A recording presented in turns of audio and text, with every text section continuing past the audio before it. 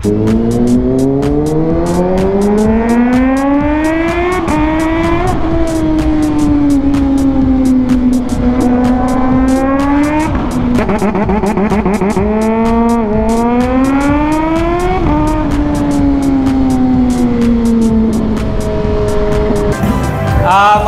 umaga po sa lahat. Ako po si Reid Motovlog. Makikita mo ba kami sa vlog? Opo, ayun po yung camera. Okay na po. Maraming salamat, sir. Full support ang ating presidente. Happy po kami kasi naging part po kami ng programa na ito na kung saan nakakatulong po tayo sa mga drivers. Isang bomba naman dyan.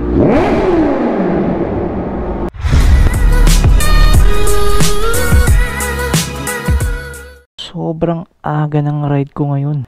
Tayo ngayon ay babiyahe papuntang Parañaque. At ang gagamitin nating motor ay ang ating Kawasaki ZH2. Ang gulo ng garahe ko ngayon kasi nag-shoot ako. So, inayos ko yung pwesto ng ZH2 kaya siya lang yung maganda yung pwesto. Since itong motor natin ngayon ay matagal nang hindi nagamit, as you can see, bago yung oil niya, no? So, ito yung gagamitin natin kasi na-miss ito ng aking mga viewers. At na-miss din nila yung tunog ng aking motor. Time check tayo. It's 5:19 AM at madilim pa. Alright, so rolling tayo.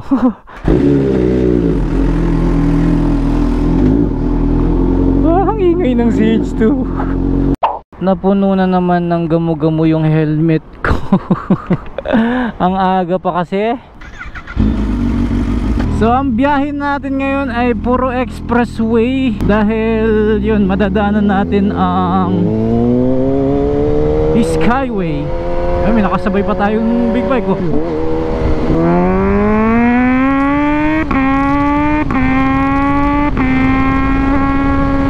Medyo madilim pa kanina kaya dito na ako nakapag-start mag-vlog eh. So I'm super happy ngayon kasi magiging part tayo ng isang programa na makakatulong para sa ating mga kababayan. Dahil ang pupuntahan natin ngayon ay isang medical mission sa PITX Parañaque. At kasama din natin ang Team Manibela at pati ang aking kasamang host, ang aking partner na si Alfred Watermax.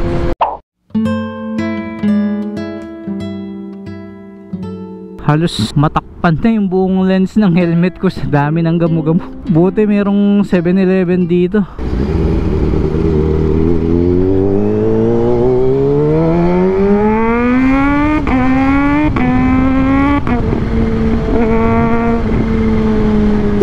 Dito na tayo sa Buendia. Nung nag-endurance ako, gamit ko yung BMW GS1 250. Diretso yung manibela na nila. So nung ginamit ko tong ZH2, nanibago ako sa manibela kung mapapansin ninyo. Pa ganyan siya, no? Parang pang drag race yung dating ng manibela. Ang cute niyang hawakan yun.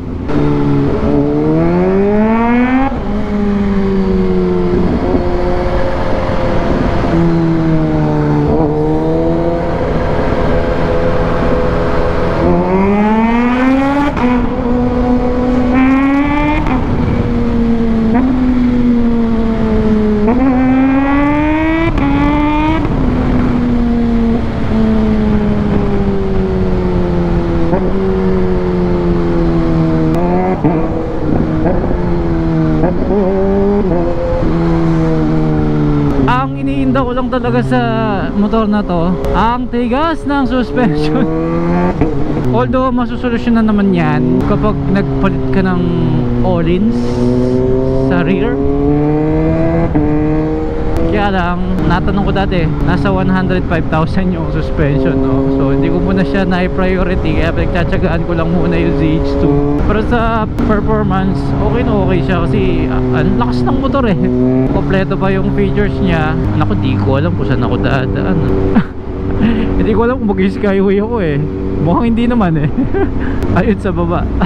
So yun, safety features okay siya. ABS with traction control and may power modes din siya, no? Tapos quick shifter din siya, auto blip. Yung nga lang, talagang mabigat siya, no? Pareho naman silang 1000cc ng aking Z1000R, pero nabibigatan ako dito. Pagdating sa cornering, medyo mas hirap ito. Yung tunog maganda, may bonus pa, may whistle tayo naririnig.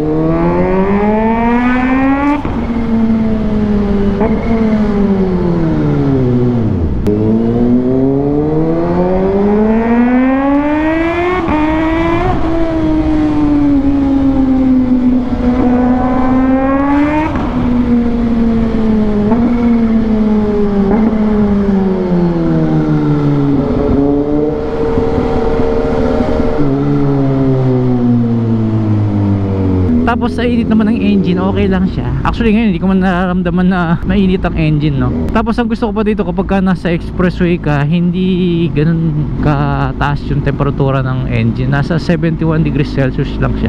Kung ikukumpara natin sa Z1 ko, nasa 92 ganun. Hindi ko sure bakit eh. Siguro dahil sa supercharge. Sa mga accessories, medyo marami din naman na mabibili para kay ZH2. At sa mga parts naman, since ito ay Kawasaki, marami din namang available na parts. Ang kinagandaan naman sa Kawasaki, gawa ng Japanese bike siya, talagang matitibay sila. Hindi maselan yung engine niya, ganun, mga electronics. Alam mo yung nilagay nilang technology dito is sapat lang. At dahil sapat lang yung mga piyesa niya, so hindi ganun kadami yung maaaring masira. Pagdating naman sa singitan, lalo't nandito tayo sa traffic na lugar, paano ba? Hindi ko rin masabi kasi ako sanay na rin ako eh. Pero syempre kung ikukumpara mo sa mga scooter natural, mas hirap ka dito, mabigat, tapos mas mahaba, mas malapad pa siya, diba? Hindi ka nga lang ganun kalikse sa paggamit nito dahil parang nakasakay sa kalabaw, no? Sa presyo naman ng motor, ayun, sad to say, nagtaas ang presyo nito from 890 naging, I think nasa 910,000 na to eh. Tapos yung mga bagong ZH2 na lumabas ngayon, kulay lang yung nag-iba. Same pa rin naman yung kung ano yung technology, engine, ganun, yung design. Sa kabila ng laki nito at bigat, kaya pa rin naman nating makipagsabayan sa mga maliliit na motor. At kahit pa paano, sa forma niya, mayroon pa rin namang mga napapatingin. Kumbaga bonus na yun eh, sa pagkakaroon ng hindi common na bike eh. Kung praktikalan ng pag-uusapan, naku, hindi siya pasok. And actually mas malakas kumonsumo ito compare sa aking Z1000. Sa Z1000 ko siya naikukumpara kasi yun ang meron ako. Hindi ko pa alam kung anong mas tipid sa iba pang brand. Ayan, nakita ko yung PITX. Diyan po tayo pupunta. Paranaque Integrated Terminal Exchange. So pumapasok sila dito. So pasok na rin ako. Hindi ko kabisado yung lugar eh. Ang ganda ng lugar, lawak. Ayun, so maganda ang lugar. Tapos ang saya pa dahil naging part ka pa ng isang programa na makakatulong sa ating mga kababayan, diba? Ang sarap sa feeling eh, ang gaan sa loob.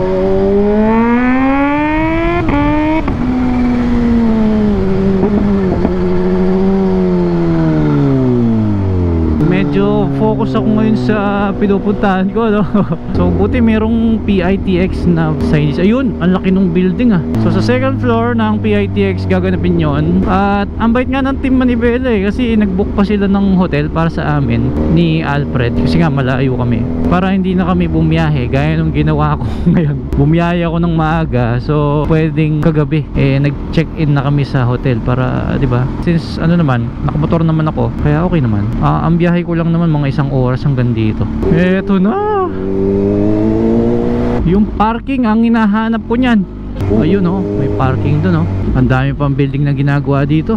Eto, parking pa-spiral pa. 50 pesos ang parking rate para sa motor. Mukhang madulas pa yung semento dito ah. Nahilo ako. Woohoo! Ilang floor to? Ma'am, saan dito yung merong medical mission? Yung medical mission, saan dito ma'am? Dulo, okay ma'am. Ganda ng tunog ng motor dito. Ang luwang ng parking. Ito yung sasakyan nila. Ito, motorcycle parking. Naku eh, first time ko lang dito kaya nangangapa ako. Maluwang naman yung parking. Saan tayo? Second floor na boss. Bababa lang yan no? Okay, sige. Park lang ako. Buti na lang may nakasalubong tayong team ng Manibela. Ayun, doon tayo.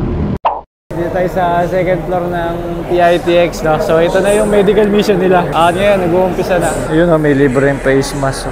Thank you. Kaya for safety, kaya face mask tayo, no? Si Kuya Brayo.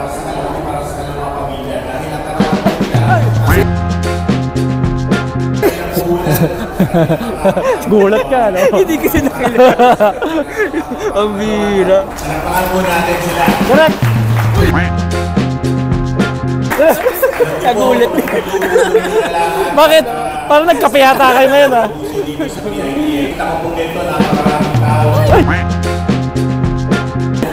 Gulat din eh. Kasama po kayo magsasalita dyan. Ay, bakit? Nagulat din kayo. Oh, gulat ako. Ang ganda. Picture lang tayo guys, no, bago umalis yung head ng PITX. Siya yung parang Reporter ng news sa transport. okay. Kasi yung sa mga news beat, may Okay. iba-iba po rin sila ng assignment. May naka-assign sa Malacanang, Oo. sa Senate, siya naman sa transport. Sandali. Ano ulit? So, ano ba yung programa natin dito? Check up and check, stop, check up and go. Kuya Rito eh. Ito ay libre para sa mga PITX PUV drivers, tsaka sa mga staff. Tapos po, ako pala yung na-interview. Tsaka po sa mga sa mga immediate family nila. Hindi, actually, Kuya Reed, para sa mga followers po ni Kuya Reed, dahil siya po ang isa sa co-host ni Kuya Daniel sa Manibela.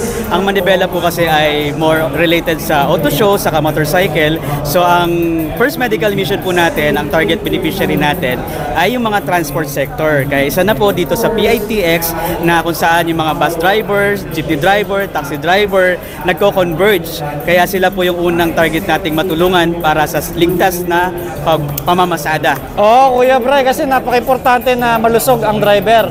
Dahil siya ang naghahawak ng Manibela. Ang galing! Nai-connect yun na.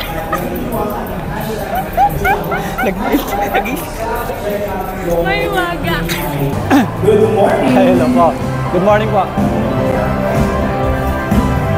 Magandang umaga po sa lahat. Ako po si Reed Motovlog. Masaya ako na mapabilang dito sa programa natin na kung saan may medical mission tayo ng libre para sa ating mga drivers. Makikita mo ba kami sa vlog? Opo, ayun po yung camera. Okay na lang po. Hello. Thank you po. Thank you po. Pwede kang shoot kahit na 2 pictures lang. Aba, 2 pictures. Okay. Hello po. Good morning po. Good morning po. natin sa Hello po. Sir Jason. Ay, thank you po. Thank you po. Nakaka-proud. Nandito tayo ngayon kasi napaka-importante po ng medical mission na to. Lalong-lalo na yung mga partners natin sa pamamasada sa DNBS sa yung mga delivery. Thank you, thank Thank you po. Ako May nga LTO po. licensing tayo rito, so one-stop shop na talaga to para sa mga transport natin, Opo. enthusiasts nila sa mga workers. Kasi yung LTO natin dito, full-blown LTO yan. Hindi lang siya renewal center, pwede sila yung non-pro, professional, kompleto na po rito. So, at least convenient, madaling puntahan, maraming sakayan, no, maraming parking. So, kung may pagkakataon sila, nandito lang po yung LTO natin. Maraming salamat, sir. Full po. support ang ating presidente. Si Bro Alfred, darating lang niya. Kasama niya si Ma'am Eli. Ano pong masasabi ninyo sa naganap na BIMC? Okay naman po. Sana maibigay yung certificate. Charot. Charot. Ayun, so magsasalita daw tayo doon. So si Kuya Daniel ay wala dito, pero virtual natin siyang makakausap. Papanood sa Aba. Good Morning Kuya, kasama rin po natin si Kuya Daniel Razon. At ito pong event na ito ay initiated po ng Manibela. No po? Opo, opo. Ang mensahe niyo po sa atin pong mga taga-subaybay. Ayun, magandang umaga po sa lahat. At kami po ang host ng Manibela. Ako po si Reed Motovlog at si Bro. Watermax po. Happy po kami kasi naging part po kami ng programa na ito na kung saan nakakatulong po tayo sa mga drivers. Kasi ang target po natin ngayon is yung mga namamasada. Dahil napaka-importante po bilang driver na malusog ang ating kalusugan at may bonus pa. Hindi lang po mga driver ang ating pinaglilingkuran ngayon for free, pati po yung mga family members nila. Napaka-importante doon, bro. Ano masasabi mo, bro? Ay, nakakataba ng puso yung ganitong mga klaseng programa kasi first time to pero as of the moment, 50 families na po yung natulungan natin. Kami naman po dito sa Team Manibela ay nangangako na hindi lang po ito yung first time at hindi lang po ito yung last time. Asahan po ninyo, marami pa kaming gagawing ganitong programa, hindi lang medical mission at kung ano pa yung kaya naming ibigay, maitulong sa ating mga kababayan. Sa wakas, nailabas ko rin yung motor. Ang hirap niyang ilabas, naipit ako. Merong sniper sa harapan. So ngayon, magbabayad tayo ng parking dito, 50 pesos.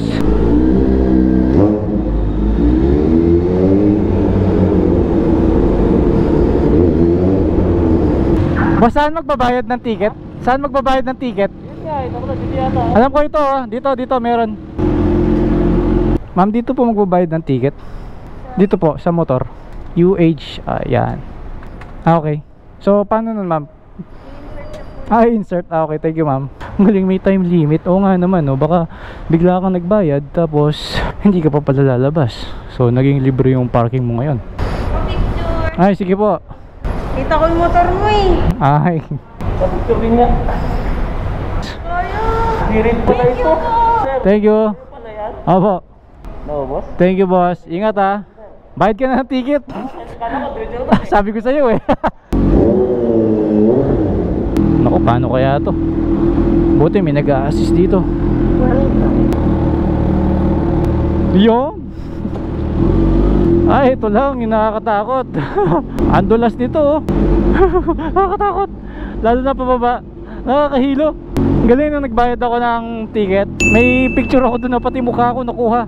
Magaling, ano. So dito kung 15 minutes yung ganun, sabi niya, 'di ba? So meaning hindi ka pwedeng magbayad na pagpasok pa lang. Kasi 'di ba, magmo-mall or kakain ka doon sa loob, ganun. 'Di ba? 'Yun ang ginagawa natin madalas sa mall. Ay, dito pala. Isang bomba naman diyan.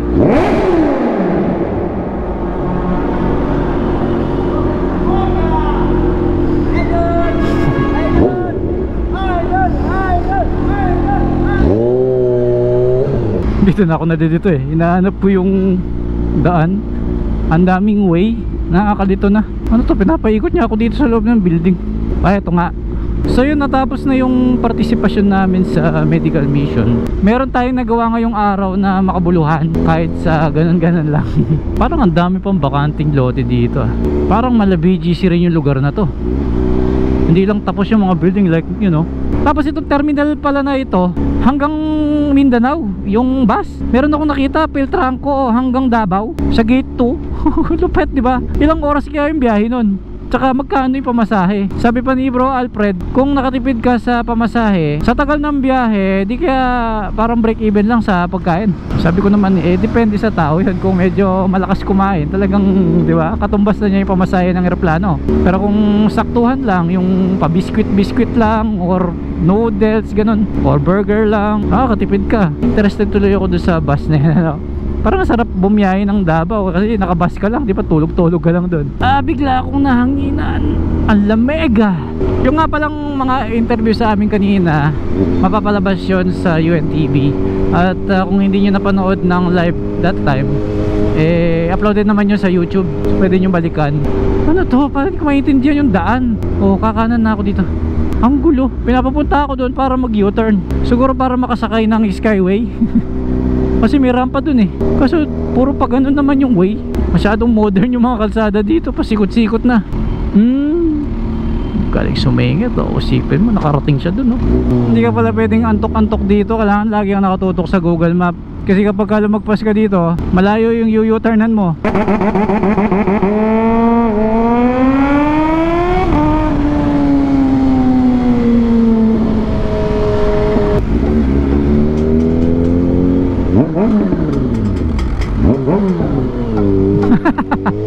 Parang alam ko na kung saan ako patungo. Papunta to ng Rizal Park.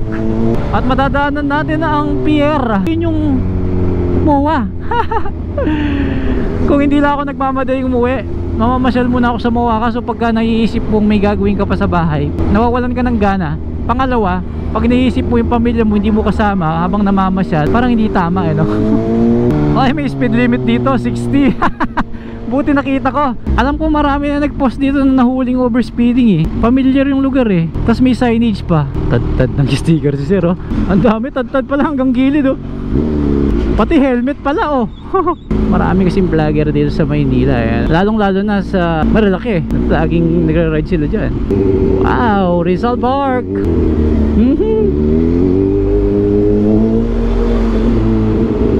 Yun, oh. Alam niyo, sa totoo lang, hindi pa ako nakalakad dyan. Hindi pa ako namasyal ng naglalakad dyan. Lagi ko lang siya nadadaanan. Wala naman kasi mapagparkingan dito. Medyo malayo-layo, no? Siguro mabibigyan ko rin ng panahon yan. Road to heaven dito. Uy, sarap naman ng bayabas na yan. Kasya ba ako dyan? Kasya ba ako dyan? Uy! Sakto. O ayan, nandito na tayo sa fair. Shoutout sa mga tropa natin, Tiga Tondo. Ito yung kanto nila. Shoutout. Actually dun sa pinanggalingan ko sa PTX ba yun? PTX basta dun sa terminal, alam ko may way papunta ng Skyway dun, kaso nagka-lito-lito na, ang dami kasing pasikot-sikot, so napadpad ako dito. Pero okay naman kasi expressway ka agad to, kaya ang dali pumunta ng Tondo eh. Babaakyat ka lang dito. Ayun o, natatanaw ko na. Tignan nyo, pagka low speed, halimbawa ganyan, low RPM, kakambyo ako, oh, walang kadyot. Oh. Pero kapag ka high RPM din kakambyo ka, may kadyot. Baliktad. Tingnan nyo. Oh. Diba? Isa pa.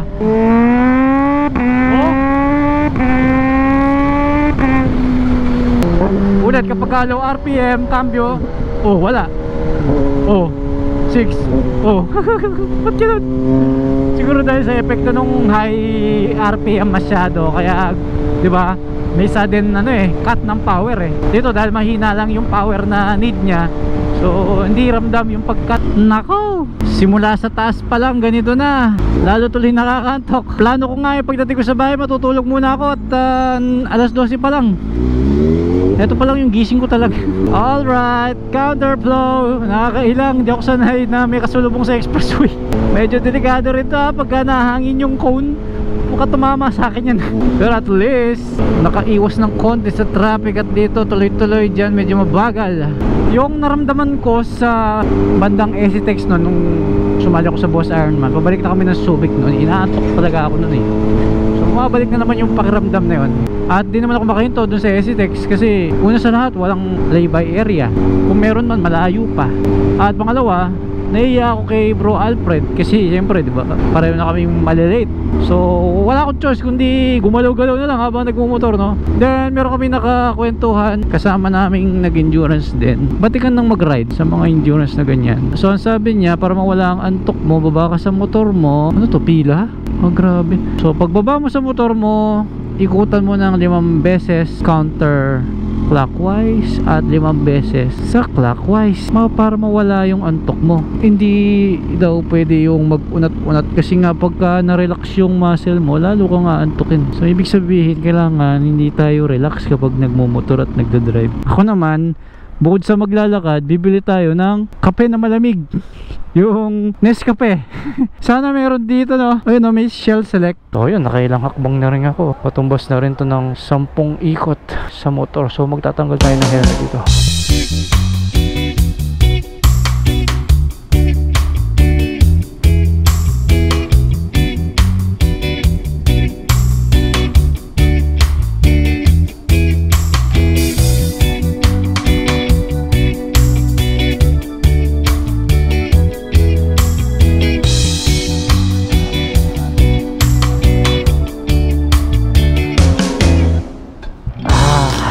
Masarap yung kopi ko na yun, ha. Malinamnam pero mapait-pait pa rin. Sana umabot na yung effect niya hanggang sa bahay. Maliit lang yung bote eh. Dapat yata 2 ganun eh, no? Dahil hindi ko madalas nakikita yung ZH2. Pogi pala niya. Init. Ang init ng upuan. Let's go! Let's go home! Mabilis din naman umepek yung kape na yun kasi inumin siya eh. So madali siyang ma-digest ng katawan natin. So agad-agad dadaloy sa dugo natin yung caffeine na yun. Kaya lang may limit din yung pag-inom ng ganyan, ha. Kumbaga sa mga kapeng iniinom natin sa bahay, sa maghapon siguro 2, yung sosobra sa 2 parang medyo delikado na, ano. Tsaka may acid content din kasi yan. So kung acidic ka, baka maging ano rin sa'yo yan, no? Bad.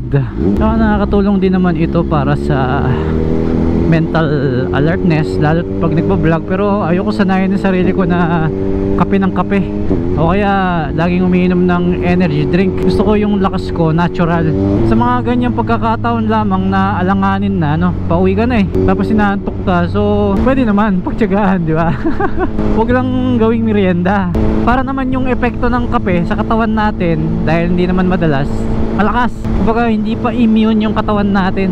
Pansinin nyo man, pag matagal kang hindi nagkape, pagpalagay natin isang buwan, tapos bigla ka nagkape, ang lakas ng epekto. Pero pagka twice a day, tapos araw-araw pa, wala. Parang tubig lang. Kaya nga yung iba, dahil sanay na silang uminom ng kape, kung minsan bago matulog, magkakape pa sila. Kumbaga parang pampatulog nila yung kape, no? Baliktad. Ay, sa wakas, Mexico, Pampanga. Alam nyo, effective yung kape. Kumbaga parang nireview natin yung kape, no? Nawala yung antok ko, alert ng konti, hindi naman sobra yung isip ko. So okay pala siya, no? At least kape siya na hindi na kailangang mainit. Masarap siya kahit malamig. Pero hindi ko lang alam kung hanggang saan siya aabot or kung ilang oras siya tatagal. Pero sa isang oras na pag-travel ko, palag pa rin. Kapag naalala ko yung endurance last time, medyo nakakalungkot lang kasi ang daming na-aksidente, no? Siyempre, isa rin ako sa participants. So, nararamdaman ko yan kasi, di ba, posibleng mangyari sa akin eh. And sa part ng mga nawalan ng mahal sa buhay, talagang napakasakit, nakakalungkot, no?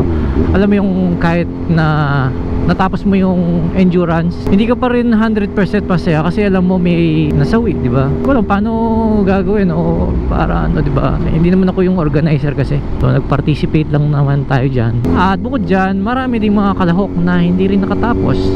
Especially yung mga ibang vloggers. May nasiraan, merong na-aksidente, meron namang hindi umabot sa oras. Kung napanood nyo yung video namin, muntik na rin kami hindi nakatapos dahil ang haba nung travel kasi naka-mindset kami ng 1,200 kilometers.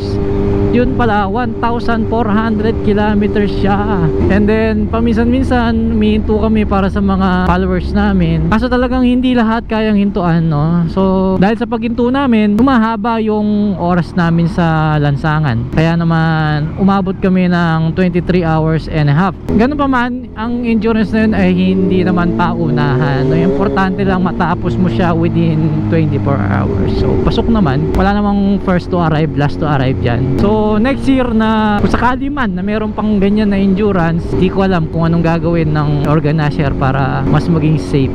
Kasi kung kami ang tatanungin, wala namang kaming ibang may sasuggest dyan kung hindi wag sobrang bilis. Alam naman natin na mabilis ang big bike, pero hawak pa rin naman natin ang throttle eh, diba? Nasa kamay mo yung silinyador eh, ikaw masusunod sa motor. Hindi mo pwede sabihin mabilis kasi yung motor kaya mabilis kami, hindi pwedeng ganoon. Kaya kahit anong paalala ng organizer, kung makulit ang rider, wala rin tayong magagawa. Parang sa batas lang din yan, nilapag sa atin yung mga rules sa kalsada, nasa atin kung susundin natin yan. Hindi naman ako nagmamanlinis, talagang nakakakomit pa rin ako ng mga violation, although hindi natin pinapakita masyado sa video natin para hindi naman tayo magbukang influencer ng masamang bagay, di ba? Pero hindi naman ako nagmamalinis sa inyo. Ang akin lang ay personal na opinion. Ayun, yung pinaka last na endurance na sinalian natin, hindi ako 100% happy dyan. Siguro nandyan na rin yung pangatlong beses ko na kasi yan eh, no? So yung excitement medyo wala na eh. Kumbaga parang normal na lang na ginagawa natin eh. So sana sa susunod at sa mga ibang endurance na ganyan, naku, wala na sanang mangyaring masama. Dahil nakakalungkot talaga. Iba yung feeling kapag walang nangyari. Ang sarap eh, di ba? May pagmamalaki mo. Pero sa ngayon, hindi ko may pagmalaki kasi nga may nasawi. At hindi lang yon. Naku, ito pa yung pinakamalupit. May nanakit ng co-rider, may nanakal. Naku, Diyos ko Lord. Kahit na sino pang mali dyan, hindi pwedeng tumbasan ng pagkakamali ang isa pang pagkakamali, di ba? Idaan natin sa proseso. Diyos ko Lord, ang gulo ng last endurance, no? Ganda nung sniper, lapat ng gulong, no? Parang big bike concept, eh? Tapos kulay white pa, ang linis, naka-rear set pa.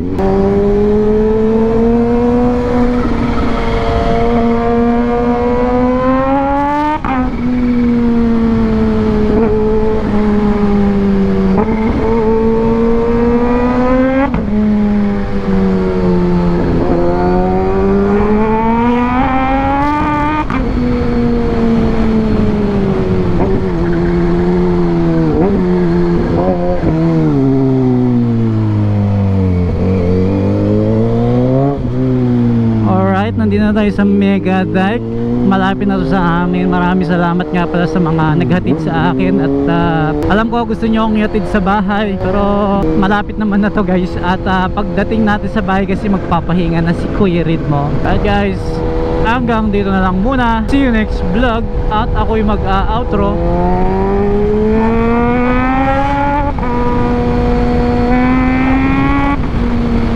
Hi guys, Reed for Speed!